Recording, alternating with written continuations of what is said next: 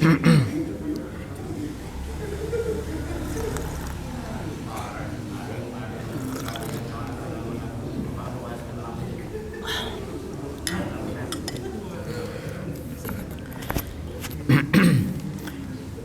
billahi minasyaitonir rajim. Bismillahirrahmanirrahim. Assalamualaikum warahmatullahi wabarakatuh. Alhamdulillahi rabbil alamin. Wassalatu wassalamu ala asyrafil anbiya wal mursalin Sayyidina wa maulana Muhammadin sallallahu alaihi wasallam wa ala alihi wa ashabihi ajma'in, amma ba'd. Bapak ibu-ibu hadirin wal hadirat, muslimin wal muslimat rahimani wa rahimakumullah jami'an insyaallah. Alhamdulillah, kita bersyukur kepada Allah Azza wa Jalla sampai hari ini walaupun batuk-batuk. Tadi ada berapa orang batuk? Banyak sekali. Termasuk saya ini hampir mau batuk, cuma saya tahan-tahan. Kita tetap mengucapkan kalau ditanya apa kabar, kita tetap jawab alhamdulillah. Mudah-mudahan sakit batuk-batuk ini ataupun penyakit yang lain menjadi asbab Allah kurang-kurangkan dosa-dosa dan maksiat catatan yang ada dalam diri kita masing-masing. Salawat dan salam tidak lupa kita sampaikan kepada Rasulullah sallallahu alaihi wasallam. Mudah-mudahan beliau mau memberikan syafaatnya kepada kita di yaumul qiyamah. Amin ya rabbal alamin. Bapak, ibu-ibu yang dirahmati oleh Allah, jamaah sekalian, saya hari ini ingin membaca satu kitab, atau lebih tepatnya bagian dari satu kitab yang berjudul As-Siratun Nabawiyah Al-Iqtisadiyah. Jadi sejarah Nabi, sejarah Nabi, tetapi mencoba mengambil durus ya, atau pelajaran-pelajaran dari aspek ekonomi. Jadi saya baru nemukan juga ini satu kitab bagus menurut saya. Ya, As-Siratun Nabawiyah Al-Iqtisadiyah gitu. Nah, kenapa? Karena yang pertama saya tidak tahu mau menyampaikan apa lagi. Ini baru tadi malam ketemu buku ini. Nyari-nyari ini apa saya mau sampaikan ke jamaah besok ini. Akhirnya tadi malam habis Isya tidak lama langsung tidur, bangun jam 1. Dari jam 1 sampai sekarang. Ya, kalau saya tidur lagi pasti lewat tuh. Ya, pasti lewat itu.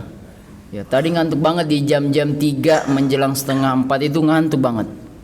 Ya, tapi ya alhamdulillah bisa ditahan. Nah, Bapak dan Ibu rahmati Allah. Nah, kita lihat karena kita di bulan Maulid sekarang.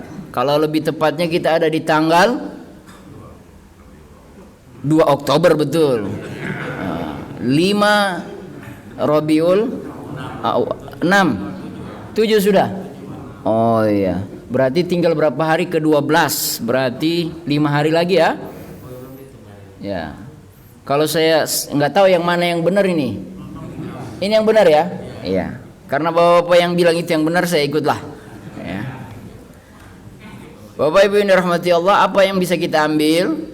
Tentu saja kitab ini dimulai dari bahkan jauh sebelum Islam datang. Jadi dia bicara keadaan Arab sebelum Islam datang. Dia ceritakan dulu bagaimana kondisinya dan dia kasih ta'liqat, komentar-komentar dari aspek ekonomi. Tetapi kita tidak mau dari situ. Kita mulai masuk ke fase miladihi wa rida'atihi sallallahu alaihi wasallam. Waktu beliau lahir dan waktu beliau dirawat, diasuh, ya, ridha'ah. Ya. Nah, ini kita mau lihat. Dan saya yakin bapak-bapak dan ibu-ibu sudah tahu ini cerita bahwa Nabi kita ini punya nasab yang mulia, betul ya? Punya innan nasabas syarif, ya, punya nasab yang mulia. Mausulun ila Ismail bin Ibrahim Khalilur Rahman. Sampai nasab beliau kepada Ismail bin Ibrahim. Jadi nasab beliau sampai ke situ. Ya. Wa kana Abdullah bin Abdul Muttalib, dan Abdullah bin Abdul Muttalib itu siapa itu Abdullah bin Abdul Muttalib? Ayahnya Nabi. Ayahnya Nabi, Abdullah. Min ahabba walad abihi ilaihi. Anak yang paling dicintai. Ahabba, yang paling dicintai oleh Abdul Muttalib. Anaknya namanya Abdullah. Kok bisa? Kenapa paling dicintai? Berapa sebenarnya anaknya Abdul Muttalib? 10. Anaknya Abdul Muttalib jumlahnya 10. Abdullah adalah anak yang, saya tidak tahu salah apa, saya salah ngomong takut juga. Cuman 10 yang saya tahu.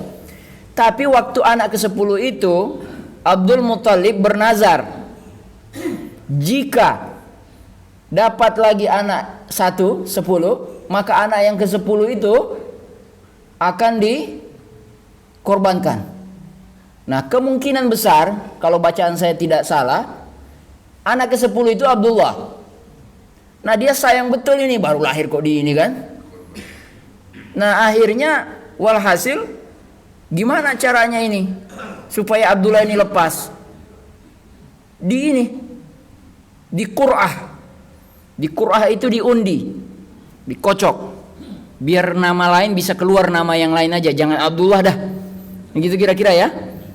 Kocok, keluar nama Abdullah lagi. Karena dia nggak mau sebagai pengganti 10 ekor onta. 10 apa 100 apa dikocok lagi, 10 kayaknya. Dikocok lagi, keluar lagi nama Abdullah. Sampai 10 kali dalam riwayat itu masih tetap Abdullah. Ini gimana ini? Akhirnya walhasil dirembukan, dimusyawarahkan, ya sudahlah, pengganti daripada dia disembelih, lebih baik 100 ekor onta itu disembelih sebagai pengganti nazar. Makanya Rasulullah sallallahu alaihi wasallam itu pernah mengatakan, ya, nggak ada di sini, saya baca di tempat lain. Saya ini adalah anak dari 2 orang yang mau dikorbankan.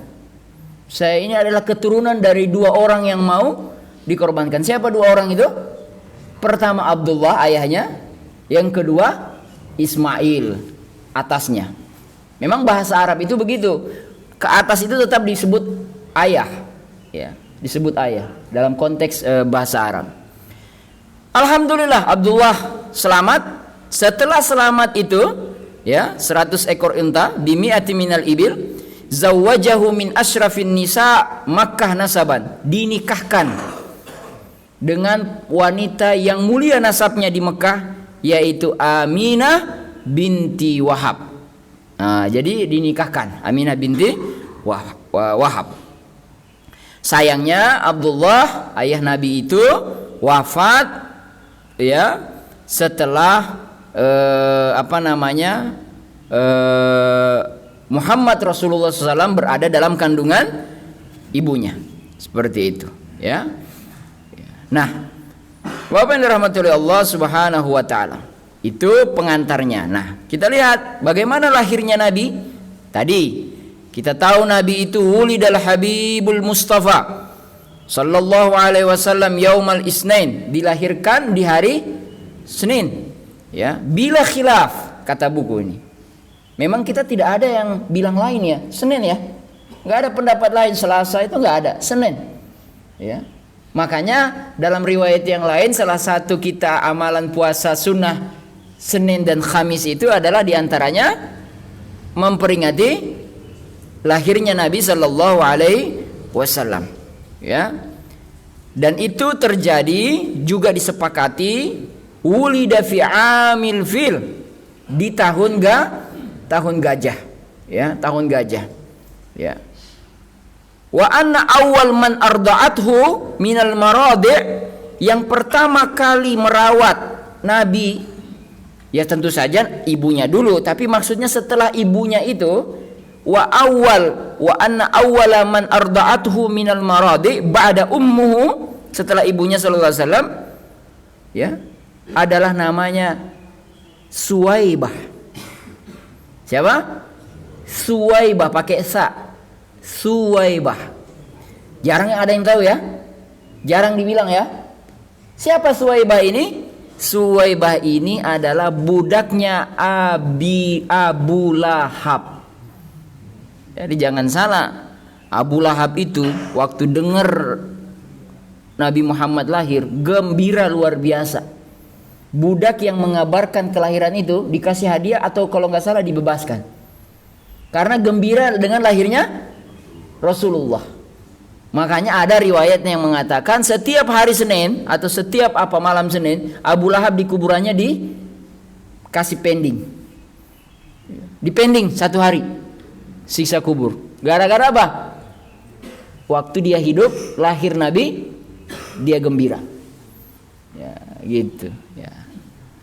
Bapak Ibu rahmatullah subhanahu wa ta'ala, baru setelah Suwaibah, beberapa minggu dia rawat, ibunya Suwaibah, barulah yang kemudian kita kenal yang namanya Halimatus Sa'diyah.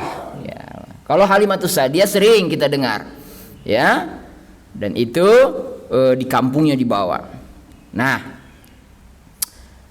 ini cerita Halimatus Sa'diyah ngambil Nabi ini juga punya cerita sendiri unik.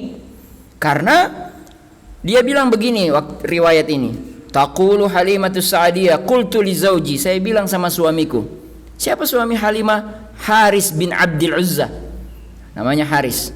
Wallahi, demi Allah, inni la akrahu an arji min baini sawahibi laisa ma'i radi'. Saya ini enggak mau pulang ke kampung dengan keadaan tidak bawa anak yang bisa kita asuhkan, disewa nanti dapat uang. Sementara teman-teman saya sudah dapat semua nih. Jadi mereka itu rupanya adatnya datang berombongan, nyebar di kota Mekah, nyari siapa yang kemudian setelah dapat pulang ke kampung masing-masing. Nah ini Halimatus Sa'diyah belum dapat. Teman-temannya udah pada dapat semuanya. Tinggal satu ada anak, namanya Muhammad, anak yatim, ya. Nah, kenapa nggak jadi masalah? Karena katanya anak yatim Muhammad waktu itu nggak punya uang, nggak punya fulus, gitu, nggak punya fulus, ya. Ini juga perlu kita koreksi juga nanti karena nanti ada disampaikan bahwa sepeninggalan wafatnya ayah Nabi, yang mengasuh Nabi kan ibunya. Tapi setelah ibunya wafat, barulah kemudian dirawat oleh kakeknya. Oke, ini berarti bukan masalah. Jadi sudah benar itu. Halimatus Sa'diyah nggak mau ambil Muhammad karena anak yatim yang di bawah pengasuhan Halimah itu nggak punya fulus. Tapi waktu kakeknya merawat siapa? Muhammad, setelah Aminah wafat, itu kakeknya kaya raya. Beda cerita ya. Jadi mungkin budaya waktu itu kakeknya ketika ibunya masih ada belum langsung turun tangan. Jadi dibiarkan begitu saja dulu karena masih bayi juga. Sehingga Halimatus Sa'diyah memposisikan, aduh ini kayaknya nggak prospek nih ngambil ini anak nih, ya. Nauzubillah min zalik. Tapi nggak tahu kenapa Allah kasih hidayah, dia bilang sudahlah daripada kita pulang nggak bawa apa-apa. Tapi dia doa juga, fa'asa ayyaj'alallahu lana fihi barakah. Oke. Fa'asa, mudah-mudahan ayyaj'alallahu lana, Allah menjadikan kita fihi dengan dia ini barakah, keberkahan. Ya. Fazahabat fa'akhazat. Dia pergi ke rumah itu, dia ambil. Apa yang terjadi jemaah sekalian? Dan sama-sama kita sudah tahu ceritanya. Ketika kemudian Muhammad sallallahu alaihi wasallam itu diambil, kita tahu ya banyak sekali keberkahan yang terjadi kepada diri Halimah dan keluarganya. Nanti kita sebutkan keberkahan apa saja. Dan nanti kita ini belum masuk ke aspek durusul iktisadiyah, pelajaran ekonominya belum masuk ini. Ini baru menceritakan latar belakang. Nah, baru kita masuk sekarang. Pelajarannya apa? Ad-durus wal ibar. Pelajaran. 1. Ini riwayat cerita ini menunjukkan kepada kita bahwa ternyata kakek Nabi itu Abdul Muthalib, ya, itu adalah orang kaya. Oke? Orang kaya. Jadi kakek Nabi itu orang kaya. Ya, bagaimana tidak disebut kaya? Dia bisa membebaskan ayah Nabi Abdullah dengan 100 ekor onta. Berarti kaya ini. Ya, kakek ini. Abdul Muthalib ini. Itu pelajaran atau poin yang bisa didapat yang pertama. Poin yang kedua, di sini disebutkan Rasulullah Sallallahu Alaihi Wasallam itu punya warisan dari ayahnya sebenarnya. Punya warisan. Kalau di catatan buku ini dikatakan Nabi itu mewarisi dari ayahnya khamsatu ajmal, 5 onta. 5 onta wa qit'atun ghanam, beberapa ekor kambing, domba. Juga mewariskan jariyah, budak perempuan. Siapa namanya? Ada nih namanya. Ismuha Barokah. Nah, baru tahu ya. Jadi Abdullah ketika wafat ninggalin untuk istri dan anaknya Aminah dan Muhammad sallallahu alaihi wasallam 5 ekor onta, qit'atun minal ghanam. Qit'atun itu sekelompok kecil. Jadi sekelompok kecil dari kambing, domba. Saya tidak tahu, dia tidak sebutkan berapa. Ya. Kemudian dia tinggalkan juga seorang budak bernama, budaknya Habasyah. Orang Habasyah, Ethiopia. Ya. Berarti ini kawannya Bilal. Klannya Bilal ini. Namanya Barokah. Ya. Tapi dikasih gelar sampai kemudian nanti wafat, namanya Ummu Aiman. Ummu Aiman ini yang kemudian dianggap oleh Nabi seperti ibunya. Karena hidupnya lama, dia wafat 5 bulan setelah Nabi wafat. Dan ini punya cerita tersendiri ini Nabi dengan Ummu Aiman, anaknya Aiman. Dia nanti dinikahkan dengan ada satu budaknya Nabi, dinikahkan budak laki-laki dengan budak perempuan, lahirlah Aiman. Maka digelarilah Ummu Aiman. Nah, gitu, oke? Nah, inilah Ummu Aiman ini juga lah setelah tadi kita sudah sebut ada namanya Suwaibah. Suwaibah itu cuma beberapa minggu. Ya, setelah itu ada nama Halimatus Sa'diyah. Nah, Ummu Aiman ini yang lebih lama setelah Halimatus Sa'diyah. Boleh jadi inilah Ummu Aiman yang menemani ibunya pergi mengunjungi kuburan bapaknya. Ya, kuburan bapaknya. Ya. Nah, lanjut. Saya kasih beberapa catatan supaya, karena kalau bahasa Arab itu beda dengan bahasa Indonesia. Untuk saya ngebacanya itu harus teliti. Nah, ini ada satu riwayat diceritakan oleh Imam Muslim. Daripada Anas bin Malik. Apa ceritanya ini? Telah menceritakan kepada kami, ya, bahwa orang-orang Ansar, ya, orang-orang Ansar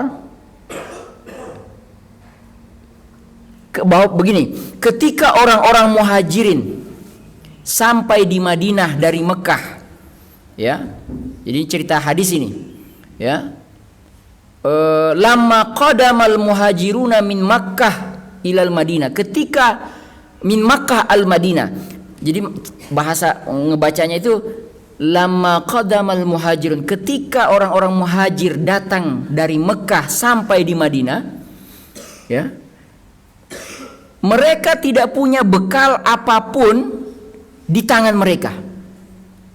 Dan, ya, orang-orang Ansar adalah orang-orang pemilik tanah dan kekayaan lainnya. Maka orang-orang Ansar berjanji kepada mereka untuk memberi buah-buahan dari harta mereka itu setiap tahun, buah korma dari pohon-pohon korma yang mereka punya setiap tahun, dan mencukupi mereka dengan pekerjaan dan memberikan keamanan. Nah, adalah ibunya Anas. Ini kan hadis diceritakan oleh siapa? Anas bin Malik. Tahu kan Anas bin Malik? Bukan Malik bin Anas. Kalau Malik bin Anas itu berarti Imam Malik. Tapi kalau Anas bin Malik itu siapa?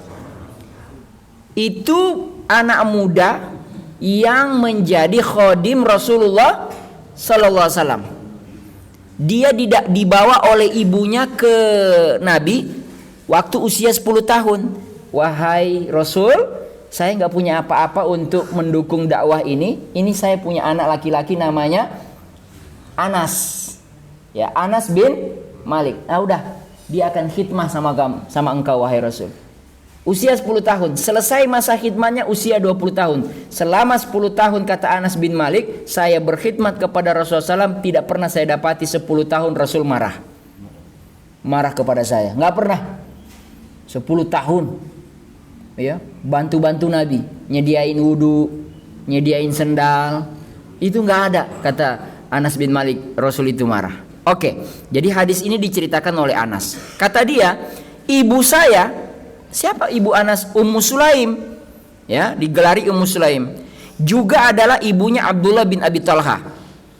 Ibu Anas ini pernah memberi Rasulullah SAW kurma, pernah memberi Rasulullah SAW kurma. Lalu Nabi SAW memberikan, lebih tepatnya pohon korma kalau nggak salah, bukan korma, pohon korma. Lalu Nabi SAW memberikan kepada Ummu Aiman. Pemberiannya ibunya Anas mungkin setelah kasih Anas, nanti ada beberapa waktu kemudian ibunya ngasih lagi pohon korma sama Nabi. Jadi Nabi itu diberikan oleh sahabat. Ya, ini wahai Nabi beberapa pohon korma. Terus karena sayangnya Nabi kepada siapa tadi? Ummu Aiman, yang dia sudah anggap ibunya, itu pemberian dia kasih. Ummu Aiman, Umi, ambil aja nih. Diterima. Ya, Nabi kemudian memberikan kepada Ummu Aiman. Nah, Anas bin Malik kemudian mengabariku bahwa ketika Nabi sallallahu alaihi wasallam selesai dari perang Khaybar, beliau kembali ke Madinah. Setelah selesai perang Khaybar, kan tahu perang Khaybar itu melawan siapa? Yahudi, ya. Dan perang Khaybar itu membuat korma tanah kebun kormanya orang Yahudi itu berhasil diambil. Nah, ketika Nabi selesai dari perang Khaybar, beliau kembali ke Madinah. Dan orang-orang muhajirin mengembalikan apa yang diberikan oleh orang-orang Ansar kepada mereka waktu dulu, yaitu pohon-pohon korma itu, buah-buahan pohon korma. Ini saya juga baru tahu. Ternyata ada satu waktu di mana orang-orang muhajirin setelah mereka stabil ekonominya, mereka kembalikan lagi pohon-pohon korma yang diberikan oleh orang-orang sahabat Ansar dulu. Kemudian Nabi Shallallahu Alaihi Wasallam itu mengembalikan kepada ibu Anas juga pohon korma yang diberikan dulu, ya. Nah, tapi pohon korma yang mana? Kan sudah dikasih kepada Ummu Aiman. Sudah dikasih kepada Ummu Aiman. Nah, Ummu Aiman waktu Nabi mau ambil ulang itu apa? Pohon korma, dia nggak mau. Dia nggak mau. Bapak Ibu rahmatullahi Allah Subhanahu wa taala. Sampai kemudian Rasulullah sallallahu alaihi wasallam membujuk Ummu Aiman, ya, membujuk Ummu Aiman dan memberikan ganti dari pohon korma yang mau dikasih kepada Ibu Anas. Kata Rasul, ya nggak apa-apa wahai Umi, ini saya ambil lagi, tapi ini gantinya. Bahkan dalam riwayat diceritakan lebih banyak lagi. Nah, Bapak yang dirahmati oleh Allah Subhanahu wa taala, apa yang bisa kita ambil dari cerita Ummu Aiman ini. Nah, sebelum kita ambil itu ada riwayat lain dari Anas, sama kurang lebih, yaitu Ummu Aiman gak menolak memberikannya. Kata Ummu Aiman, demi Allah, aku tidak akan memberikan kepadamu. Cerita riwayat lain bukan Rasul yang minta kepada Ummu Aiman, tapi Anas yang disuruh oleh ibunya ambil ulang tuh, kasih tahu kepada Ummu Aiman supaya ngembaliin. Ummu Aiman gak mau, ngapain katanya, ini sudah diberikan oleh Rasulullah SAW kepadaku. Maka Rasulullah SAW berkata, wahai Ummu Aiman, biarkanlah, kasih saja, engkau akan kuberi ini dan ini. Jadi Nabi ngejanjiin sesuatu yang lebih banyak. Bahkan dalam riwayat Rasulullah SAW memberinya 10 kali lipat atau kurang lebih sedikit. Apa maksudnya? Bapak-bapak dan ibu-ibu yang dirahmati oleh Allah Subhanahu wa taala. Maksudnya adalah apa yang dilakukan oleh Ummu Aiman semata-mata karena dia mengira bahwa pohon korma itu adalah hibah selamanya. Hibah selamanya. Padahal menurut beberapa riwayat yang lain, hibah itu hanya satu kali saat panen. Ketika Rasulullah SAW meminta kembali pohon korma tersebut, Rasul menggunakan cara yang lunak dan lembut dengan ganti yang berlipat-lipat agar Ummu Aiman merelakan pohon kurma tersebut. Nah itu dia. Jadi ada salah paham. Bapak-bapak yang dirahmati Allah, ada kata yang baru kita mau dapat, hibah. Apa itu hibah? Apa itu hibah?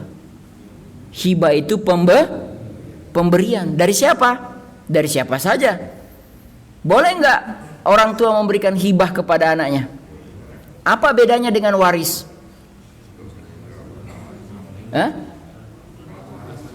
Kalau waris sudah meninggal, baru bisa dieksekusi. Kalau hibah, sebelum meninggal masih hidup sudah berpindah itu kepemilikan. Pertanyaan tadi, boleh nggak ngasih anak hibah? Boleh. Tapi hati-hati. Hati-hati. Kenapa? Karena menurut yang saya paham, hibah itu kalau sudah dikasih, itu memang nggak bisa diambil lagi. Kecuali ada ketentuan tersendiri, kesepakatan tersendiri, mungkin hibah bersyarat. Ini saya kasih tapi bla bla bla bla bla. Karena ada satu hadis Rasulullah SAW mengatakan, siapa yang mengambil apa yang sudah dia berikan seperti seekor anjing yang menelan ludahnya kembali. Kenapa saya bilang hati-hati orang tua kasih hibah? Betul, harus hati-hati. Apalagi kalau anaknya bukan anak yang soleh. Misalnya masih hidup, dia bilang, ini rumah saya hibahkan kepada kalian. Misalkan punya 3 rumah, anaknya 3. Rumah yang saya tinggali untuk yang fulan, rumah yang 2 lagi di sana untuk fulan dan fulan. Kalau anak yang kurang ngajar, dia bisa saja tiba-tiba dia bilang, ini sudah jadi rumah saya. Keluar wahai ayah ibu. Itlaq barrah katanya. Itu ada kejadian begitu. Kalau bahasa Mesir itlaq barrah itu minggat. Ada kejadian begitu. Ya, makanya kenapa itu terjadi? Karena memang ada semacam pandangan dari anak-anak yang mungkin beberapa anak yang merasa bahwa orang tua, bapak, coba cepat bagi sekarang sebelum meninggal. Memang didukung oleh ayat juga. Allah pernah berfirman di dalam Al-Quran surat apa itu? Yang bunyinya kurang lebih, kalau sudah dekat tanda-tanda kematian kepada kalian, maka cepat-cepat tulis wasiat. Mungkin di situ wasiat, warisan dan lain sebagainya. Kita memang disuruh untuk begitu sebenarnya kalau Al-Quran panduan. Jadi jangan sampai kita ini orang-orang tua meninggalkan problem setelah kita meninggal, rebut-rebutan gitu loh. Jadi harus ada memang, kalau bisa dari sekarang, untuk yang ini, untuk yang ini. Tulis. Ya. Tapi masalahnya kalau itu dieksekusi sekarang, bahaya dalam bentuk hibah. Makanya ada jalan tengahnya. Dia tulis sekarang, tapi nanti tulisan itu dia kasih ke notaris. Kalau dia meninggal, baru notaris itu yang bisa membacakan. Dibagi-bagi itu harta warisan berdasarkan catatan wasiat dari orang tuanya. Seperti itu. Ya. Nah. Ibu dirahmati Allah, bapak-bapak yang dirahmati oleh Allah Subhanahu wa taala. Kita lanjut. Ada pertanyaan? Hibah berjangka. Nah, itu yang belum saya tegaskan lagi. Kemungkinan kalau dengar ceritanya Muhajirin tadi, ada dua kemungkinan. Hibah berjangka berdasarkan cerita Muhajirin ngembaliin apa yang sudah diberikan. Ada dua kemungkinan. Hibah berjangka atau orang-orang Muhajirin punya harga diri. Dulu itu dikasih, sekarang dia mau ngembaliin. Ada dua kemungkinan. Nah, hibah berjangka itu saya belum dapat secara saya baca apa iya ada itu poin hibah berjangka. Kalau wakaf berjangka ada. Wakaf berjangka ada. Jadi wakaf berjangka itu dia bilang begini. Saya punya saham di PT sekian. Di PT ini sekian lembar saham.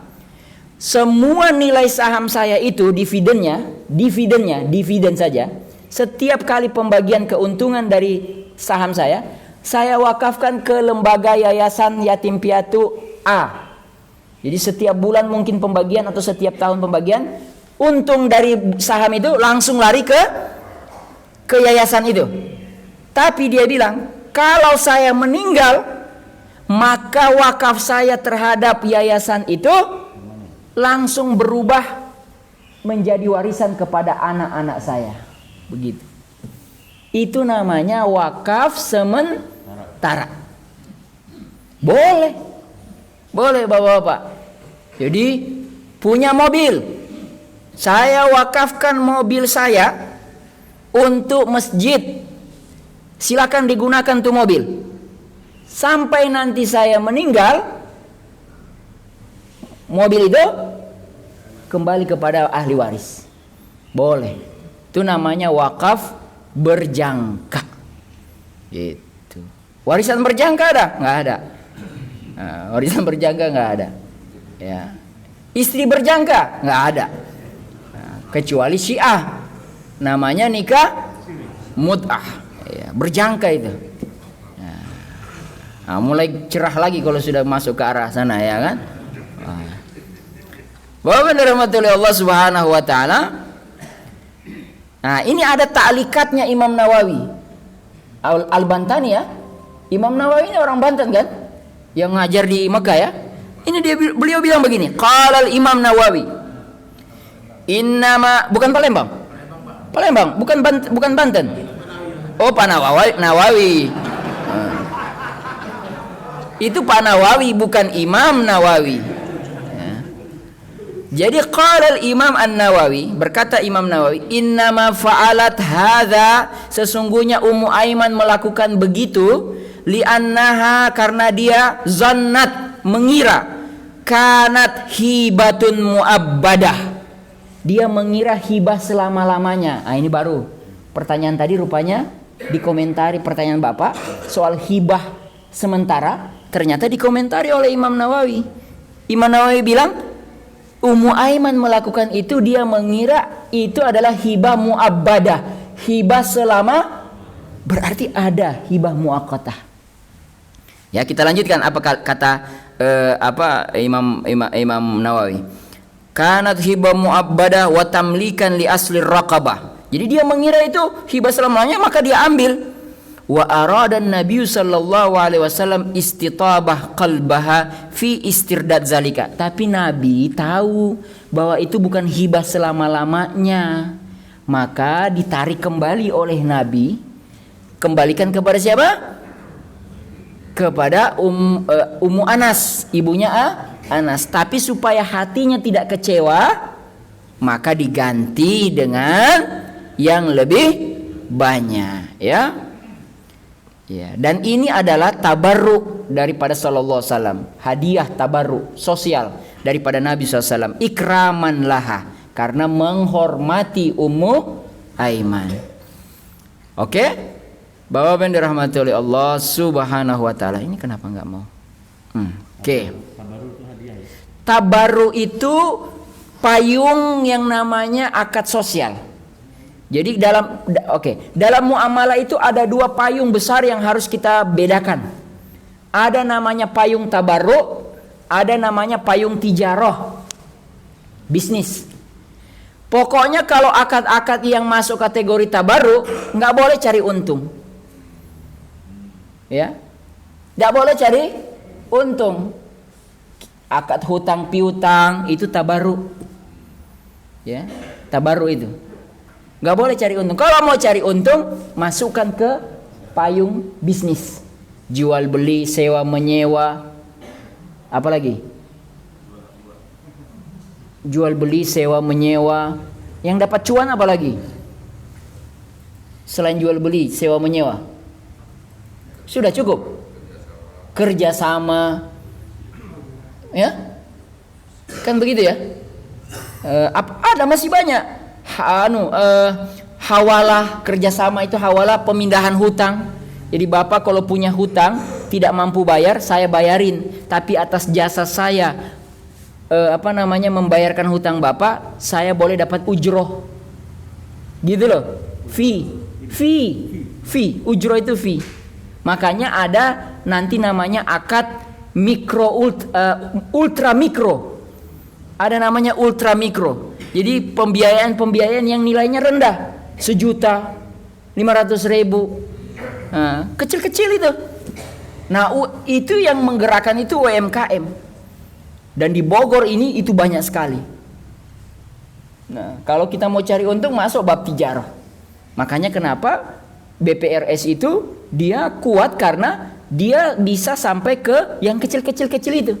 Kalau bank nggak bisa dia malas ke yang kecil-kecil karena biayanya menjadi mahal. Tapi kalau BPRS yang BMT, dia harus masuk ke bawah-bawah. Wallahu a'lam bishawab. Pelajaran yang berikutnya, berkah. Nah, jadi cerita tadi kan, sekarang kita mau lihat apa berkahnya waktu Nabi diambil oleh Halimatus Sa'diyah. Nah, ini anak-anak ini juga harus tahu ini sejarah Nabi ini ya. Halimatus Sa'diyah.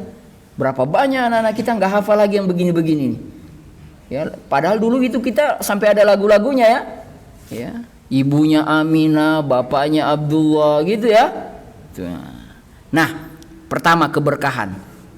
Keberkahan pertama adalah ketika Nabi diambil, langsung air susu Halimatus Sa'diyah penuh. Yang tadinya agak kering, bahkan untuk anaknya sendiri nggak cukup. Datang Nabi, ini juga Halimatus Sa'diyah, saya pikir-pikir juga ini ya, ini talikat saya. Kok berani ngambil siapa? Nabi Muhammad, sementara air susu sedikit. Boleh jadi tuntutan ekonomi. Kan ini orang-orang desa ini. Orang-orang Badui barangkali sudah kehabisan sumber daya alam. Kambing juga kering, air susunya. Akhirnya datang ke Mekah, ngambil. Ya udah bismillah. Tiba-tiba penuh air susu. Anaknya sampai kenyang-kenyang. Termasuk Nabi Muhammad SAW. Jadi Nabi Muhammad itu adalah produk ASI sepenuhnya. Gitu ya. Produk ASI itu. Yang kedua, apa ini? Anaknya Halimah yang anak kandung itu kerjanya nangis, alias rewel.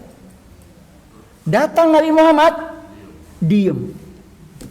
Jadi anak yang tenang. Itu ya, subhanallah. Yang berikutnya, apa ini? Oh iya, kambing-kambing mereka yang tadinya kering berisi semua dengan air susu. Jadi bisa diperah. Subhanallah, banyak sekali. Nah, bapak-bapak yang dirahmati Allah, apa hubungannya berkah dengan ekonomi? Nah, tentu saja penting. Ini contoh-contohnya. Innal alaqata bainal barakah wal iktisad. Sesungguhnya hubungan antara keberkahan dan ekonomi ialah alaqatun ghaira mubasyarah. adalah memang hubungan yang tidak langsung, setuju. Dia tidak bisa dikait-kaitkan dengan hitungan matematis. Ya. Fa inna fahiya la ta'ti bil mal mubasyarah. Memang dia tidak akan mendatangkan harta itu tiba-tiba turun dari atas langit. Berkah itu bukan begitu. Ya. Lakinnaha asbaha bi muharrakan khafi. Tetapi dia seolah-olah kayak gerakan yang tersembunyi. Itu berkah. Ya. Wa innal muslimina al-yaum, orang-orang Islam hari ini mad'una lil akhaz bil wasail madiyah wal ma'nawiyah. Kita ini orang Islam harus mengambil sebab secara konkret dan secara goib, secara konkret dan secara maknawi. Makanya kenapa kita masih doa hari ini? Hati-hati kalau kemudian hari ini berdoa dengan gaya memang berdoa tapi doanya tidak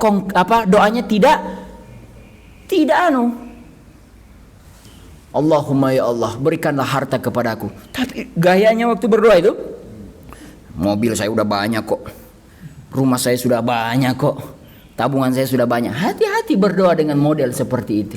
Itu namanya doa apa? Doa sombong. Doa sombong. Ya Allah, aku mohon kepadamu. Tapi waktu aku mohon kepadamu harta yang banyak. Tapi waktu dia ngomong harta yang banyak, di dalam otaknya itu dia terbayang-bayang hartanya. Udah banyak pun katanya. Hati-hati. Wallahu alim. Allah itu maha mengetahui. Jadi kalau berdoa itu, berdoalah seolah-olah memang orang-orang yang minta gitu loh ya. Yang jatuhkan diri bahwa memang nggak punya apa-apa. Kalau boleh waktu berdoa, ya Allah, memang hartaku banyak. Tapi besok kalau kau buat itu harta hilang semua itu. Begitu. Memang istriku satu. Nah, saya nggak sanggup teruskan. Ya. Memang tabunganku banyak. Tapi kalau kemudian tiba-tiba terjadi korupsi besar-besaran di negeri ini, tabunganku itu habis ya Allah dibawa kabur koruptor. Nah, jadi berdoa itu yang benar itu, ya. Karena kita ini tidak boleh hanya mengambil sebab-sebab konkret saja, yang kelihatan saja, ya. Termasuk persoalan ekonomi, ya. Apalagi ini. Oh iya, Allah Subhanahu wa taala berfirman di surat An-Nahl ayat 96. Ma indakum yanfat, apa yang ada di sisi kalian itu akan hilang. Wa ma indallahi baq, apa yang di sisi Allah itu yang akan kekal abadi, ya. Itu tanda apa? Masih lama? 20 menit lagi. Pelajaran yang berikutnya. Ada yang mau bertanya di poin berkah? Oke, enggak. Oh itu. Ya. Kebetulan ini tidak ada di sini disebutkan lagi. Jadi memang buku ini Sirah Nabawiyah Iktisadiyah. Ini buku pecahan, bukan buku sejarah asli.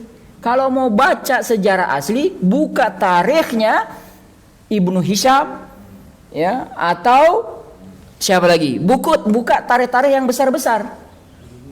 Ya, ini hanya buku sirah pecahannya untuk mengambil poin-poin penting. Jadi saya juga kurang hafal tuh namanya. Ya? Ibnu Haris. Ada? Oh, iya, suaminya Halimatus Sa'diyah namanya Haris. Bapak ini bilang anaknya itu Ibnu Haris, anaknya Haris. Gitu. Saya nggak tahu namanya. Ya.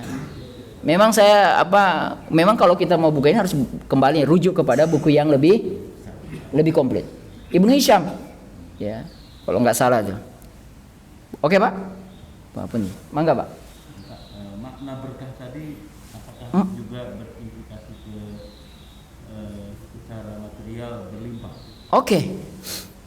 Secara material berlimpah itu tidak sebegitu. Kayaknya lebih cocok cukup. Karena kata berkah itu dalam bahasa Arab diambil dari kata birkatun. Birkatun itu kalau dibuka kamus bahasa Arab itu sumur. Artinya kalau kita gali sumur, berapa meter kalau kita gali sumur dapat air rata-rata? Kota Bogor 10. Oke, 12. Ketika kita sudah gali 12 meter ke bawah, terus ketemu air, berhenti apa enggak? Berhenti dong, kan sudah ketemu airnya. Nah, air yang menggenang itu berapa meter dia genangannya? 1 meter ya? Bisa 2 lah ya, 1 meter biasanya. Padahal kita gali dari 12. Yang tergenang cuma 1 meter. Nah, yang 1 meter itu kita ambil, habis enggak? Air yang 1 meter kubik itu enggak pernah habis. Itu berkah. Ada terus diambil. Itu yang disebut dengan berkah. Bukan harus berlimpah ruah, tapi bagaimana dia mendatangkan kenyamanan, keamanan, dan rasa cukup dan rasa nyaman, hidup bahagia. Ada orang kaya raya nggak bisa tidur, apa dia disebut berkah? Nikmat tidurnya hilang. Tapi ada orang cuma digerobak tidur dia pulas. Ya kan, kecapean. Ada orang tidak punya harta tapi datang hari Jumat, siang hari Jumat dia datang Jumatan, bisa tidur dia nyenyak di belakang sana. Jadi ada orang bule di Jakarta dia lagi lewat. Kebetulan dia lewat di masjid yang hari Jumat lagi Jumatan dan masjid itu terbuka. Dia lewat, dia lihat kenapa ini orang-orang Islam ini, kan dia punya catatan orang yang paling miskin di Indonesia ini rata-rata orang Islam. Tapi kenapa mereka bisa siang-siang panas begini tidur? Setelah selesai Jumatan itu, dia cari tahu. Oh, ternyata mereka itu mendengarkan khotbah. Ternyata khotbah itu agama Islam. Dia bilang, saya harus masuk agama ini. Karena agama ini yang bikin saya gampang tidur katanya.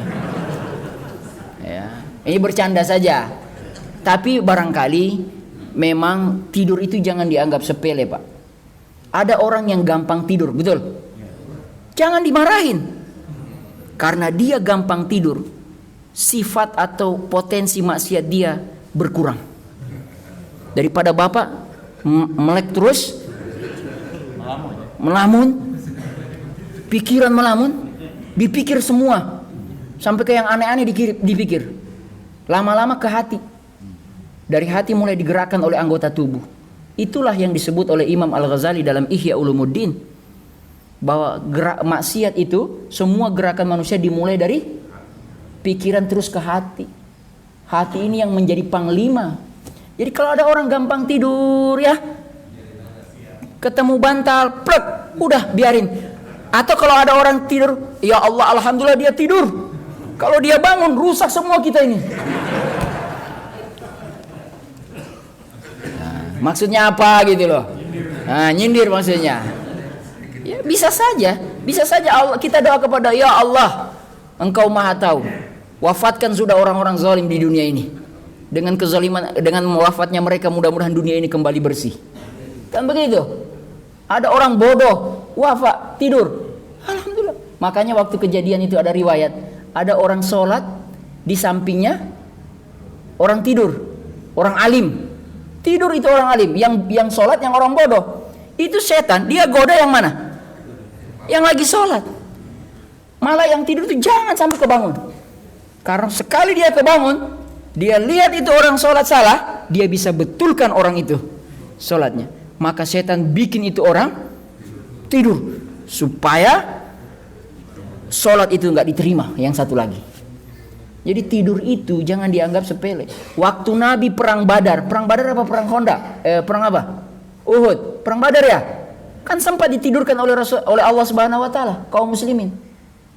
Kegentingan itu dibuat tidur. Jadi Bapak, kalau tiba-tiba kita punya masalah banyak, jangan-jangan solusinya tidur dulu. Iya, kalau udah nggak bisa, udah tidur aja dulu. Mudah-mudahan setelah bangun masalahnya belum selesai juga. Tapi minimal fisiknya sudah segar, berpikir bisa dipakai lagi. Kalau dia paksa pikir, khawatir tiba-tiba stres. Udah stres, stroke. Ya, peneliti, dosen-dosen, kalau udah stres, jangan diterusin. Tutup itu laptop. Ini jangan, kalau saya tutup ini selesai. Ya, kan? Bawa tidur aja, selesai. Ada masalah dengan istri, bawa tidur. Kan habis tidur selesai kan? Ya. Kalau bukan tidur masing-masing, tidur berdua kan selesai. Itu berkah Allah Subhanahu wa taala kepada orang yang sudah menikah. Bapak, poin terakhir, poin ya berikutnya. Supaya ini udah waktu udah habis. Iktisad al-irda. Apa itu iktisad al-irda? Ekonomi irda itu apa ya bahasa Arab Indonesianya? Irda itu merawat anak. Jadi ekonomi perawatan anak. Ini kan tadi kita bicara Nabi dirawat kan? Dibayar toh? Boleh nggak mengambil perawat untuk mengasuh anak-anak kita? Boleh. Ya. Babysitter jangan dibaca itu. Ya. Babysitter itu. Ini mazhab juga berpendapat begitu. Ya, banyak. Misalkan Imam Malik mengatakan, la ba's bi ijaratiz zi'r. Zi'r itu namanya murdiah. Tidak apa-apa mengambil atau menyewa perawat. Kata Imam Syafi'i, ya, Allah Subhanahu wa taala berfirman di surat apa ini? In arda'na lakum fa'atuhunna ujurahunna. Di surat itu tuh, di surat ada dalam Al-Qur'an, kalau mereka telah merawat anak-anak kalian, bayar mereka upah. Itu siapa yang dimaksud ayat itu? Sebentar, kita cari ayatnya. In arda'na lakum, itu kalau nggak salah di surat Al-Baqarah 223. Coba saya dibantu, apa betul itu?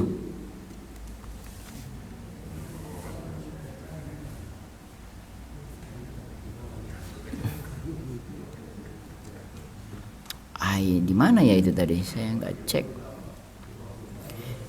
Tapi ala kulli hal, bapak-bapak yang dirahmati oleh Allah, in arda'na lakum. Oh ya ini.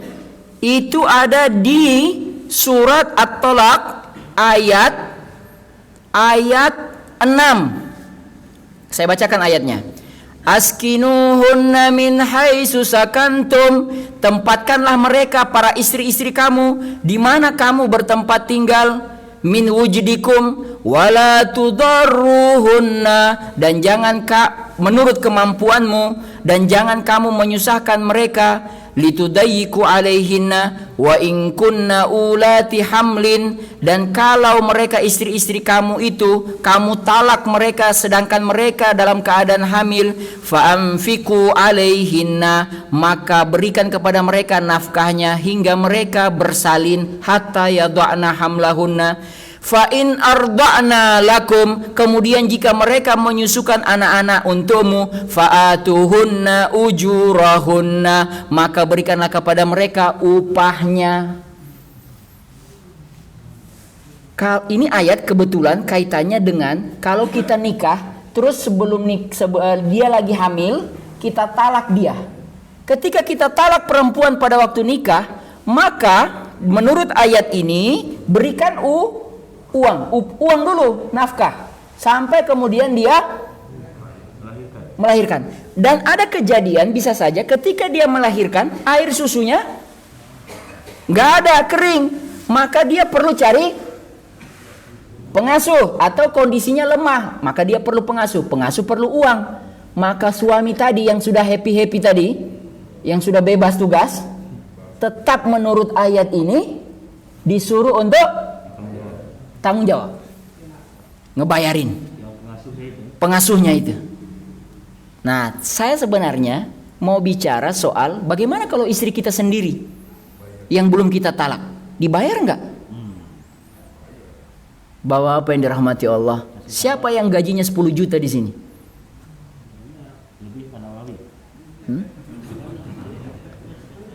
Siapa yang merasa gajinya paling tinggi daripada istrinya? Betul nggak suami ini besar gajinya daripada istri? Coba kita hitung. Istri apa tugasnya? Masak. Kalau kita catering 1 bulan, hitungan 1 bulan, kan gaji kita 1 bulan. Catering 1 bulan berapa ibu-ibu? Untuk standar satu orang laki-laki dewasa? plus anak 3.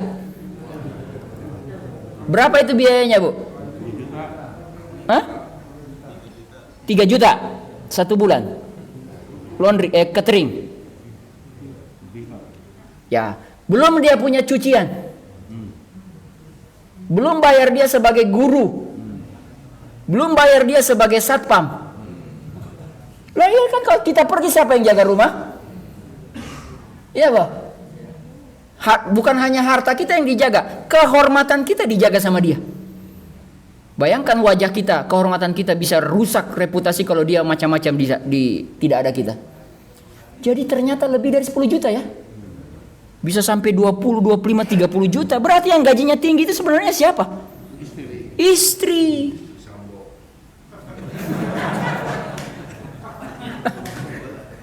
Istri itu yang lebih besar gajinya daripada kita.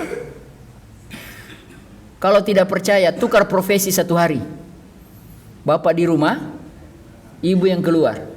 Pasti ngeluh-ngeluh semua. Nggak sanggup. Nggak sanggup. Iya kan? Bapak Ibu yang dirahmati oleh Allah Subhanahu wa taala, itulah kenapa kita disuruh untuk memuliakan para istri-istri kita. Salah sebut para istri-istri kita. Istri kita. Gitu ya. Kalau istri-istri kan banyak. Ya. Ada pertanyaan di soal ini? Soal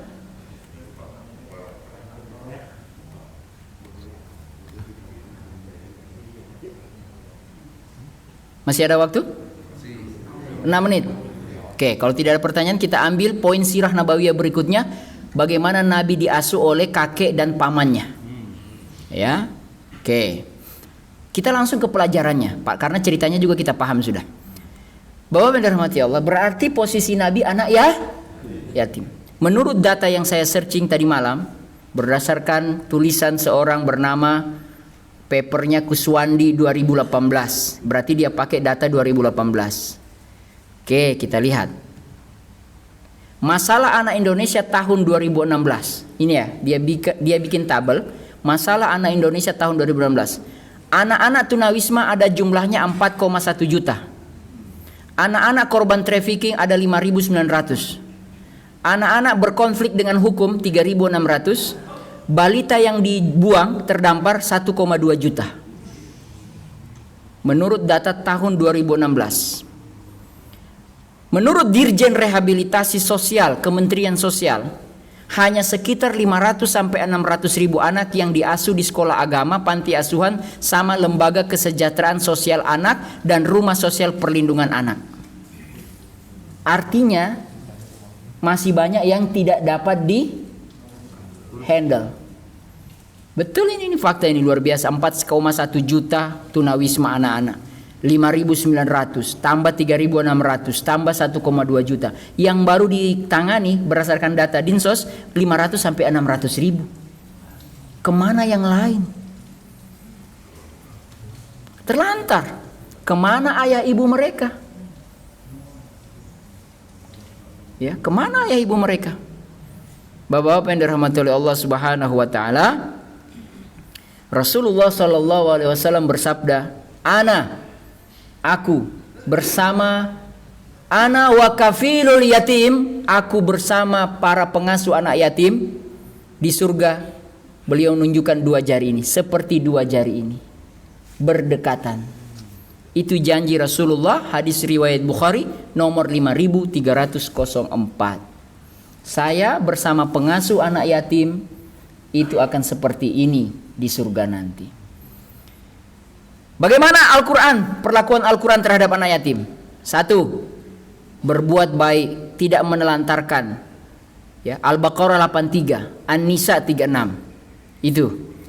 Kedua, memberikan dan menginfakkan sebagian harta kepada anak yatim, termasuk dari bagian warisan, rampasan perang dan harta ghanimah. Al-Baqarah 177. Bergaul, mengurus dan memperhatikan keadaan yatim berdasarkan keadilan. Ya, itu Al-Quran. Larangan Al-Quran terhadap anak yatim. Larangan mendekati harta anak yatim. Al-An'am 152, Al-Isra 34. Larangan untuk berbuat sewenang-wenang kepada anak yatim. Ayat yang saya baca di rakaat pertama, surat Duha, ayat ke-9. Surat Duha adalah surat yang disunahkan dibaca ketika sholat duha. Sholat duha katanya sholat penarik rezeki. Tapi di surat Duha itulah wa wajadaka, belum wajaka dolan.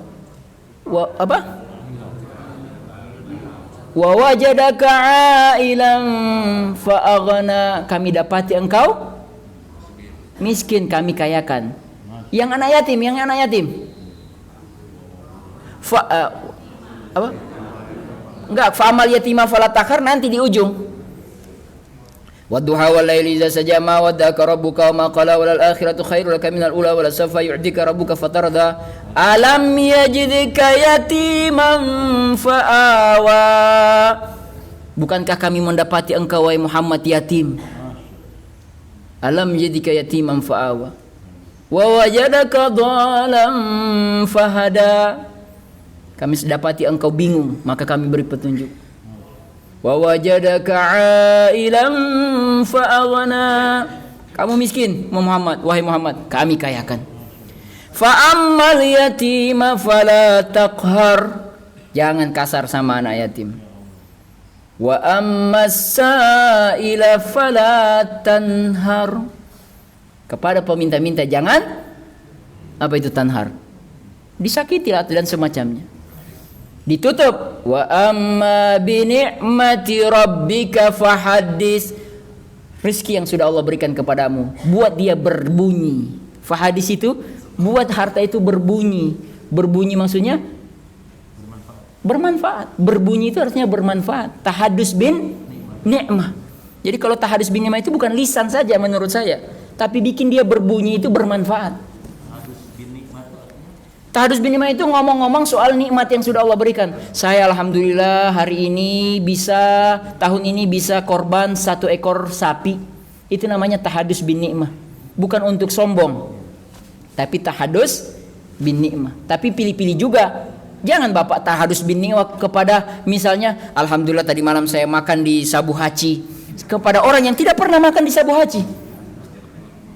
Alhamdulillah tadi malam saya sudah jalan-jalan pergi ke London. Dia tidak pernah pergi ke luar negeri. Pilih-pilih juga. Makanya di rakaat kedua saya pilih surat Al-Ma'un. Tadi sholat subuh saya pilih rakaat pertama Ad-Duha, saya pilih rakaat kedua Al-Ma'un. Ara'aital ladzi yukadzibu bid-din. Kalian tahu siapa pendusta agama itu? Ara'aital ladzi yukadzibu bid-din fadzalikal ladzi yad'ul yatim. Mereka yang menghardik anak yatim. Wala yahuddu ala ta'amil miskin. Jangankan beri makan, dia menghalang-halangi orang yang mau memberi makan. Fawailul lil musallin. Celaka orang-orang salat. Alladzina hum an salatihim sahun. Salat tapi sombong. Alladzina hum yura'un. Riya. Wa yamna'una ma'un. Dan dia pelit terhadap hartanya. Mudah-mudahan Allah Subhanahu wa taala mengkayakan kepada kita semua. Mudah-mudahan dengan kekayaan itu kita bisa bersama Rasulullah sallallahu alaihi wasallam. Bapak-bapak yang punya harta lebih, jangan lupa ada haknya anak yatim. Ya, cari lembaga-lembaga yang mengelola anak yatim transparan, kredibel dan dapat bertanggung jawab. Karena tidak sedikit juga orang yang memanfaatkan isu anak yatim untuk kepentingan diri, kekayaan diri dan kelompok sendiri. Mudah-mudahan semua yang bapak-bapak sudah berikan selama ini, ibu-ibu berikan selama ini kepada anak yatim menjadi berkah. Dan mudah-mudahan kita minta kepada Allah Subhanahu wa taala, dan ini doa saya juga kepada Allah sebenarnya, doa saya pribadi. Ya Allah, wafatkan saya setelah saya berhasil membesarkan anak-anak saya. Karena saya juga tidak sanggup sebenarnya kalau meninggal mereka masih kecil yatim. Karena data fakta berapa banyak yang bisa menampung mereka. Ya, syukur-syukur kalau saudara kandung kita, om-om kita, sepupu-sepupu kita, keluarga besar kita mau mengambil anak-anak kita kalau kita yang meninggal duluan. Oh, masih boleh bertanya? Ada yang angkat tangan. Boleh? Satu ya, oke siap. Sebelum kita bertanya. Waalaikumsalam warahmatullahi wabarakatuh. Kalau kita punya anak kandung dan juga mengambil anak yatim, Iya. itu apakah juga harus sama hak-haknya Ya, dalam hal pendidikan? saya kira harus. Karena kalau kita lihat di sejarah ya, Rasulullah kan diasuh oleh Abi Thalib, Iya. tapi Ali bin Abi Thalib bisa membaca, tapi Rasulullah tidak. Oh, Ali bin Abi Thalib bisa membaca, Rasulullah SAW tidak. Kenapa bisa? Apakah tidak dapat pendidikan maksudnya? Iya, ini sama. Ya. Pertama kita harus lihat dulu penyebab kenapa Nabi tidak bisa baca. Ya, apa memang betul Nabi tidak disekolahkan oleh Abu Thalib? Itu kan baru fakta, tapi kita tidak tahu pencetusnya. Ya. Lagipun sebenarnya memang Nabi diciptakan oleh Allah, barangkali hikmahnya karakternya adalah ummi, tidak bisa baca tulis. Salah satu hikmahnya adalah agar supaya orang-orang yang menuduh bahwa Al-Quran itu dibuat oleh Rasulullah itu termentahkan dengan sendirinya. Itu salah satu hikmah Allah buat Nabi ummi, tidak bisa baca dan tidak bisa tulis. Nah, kembali ke pertanyaan yang lebih awal soal adil, saya kira iya. Tetapi apakah harus selalu sama? Belum tentu, karena adil itu tidak begitu. Satu, dua, enggak begitu. Karena adil itu adalah barangkali lebih tepat apa? Proporsional. Adil itu lebih tepat kepada kata proporsional. Apa yang dibutuhkan oleh anak itu. Cuman ini soal perasaan, soal sikap. Jangan sampai kemudian anak yatim yang kita asuh bersama anak kandung kita sendiri, kita angkat dia menjadi anak, tapi kita tidak anggap dia sebagai anak sepenuhnya. Hati-hati. Ya, hati-hati karena artinya setengah-setengah hati itu. Gitu toh? Jadi kalau bisa perasaan, fokus semua kita samakan. Kalaupun di tengah perjalanan nanti, jangankan anak orang lain, sesama anak sendiri ada yang beda nggak? Kadang-kadang ada.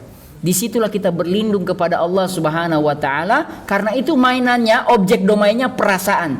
Nabi SAW pernah berdoa, ya Allah, ini pembagianku kepada istri-istriku, tapi aku tahu bahwa sungguh aku punya perasaan tertentu dari semua yang ada. Nabi ngakuin itu. Nabi itu ngakuin dengan doa itu, ada di antara istri-istrinya yang menurut Nabi perasaannya tidak sama perasaannya kepada semuanya.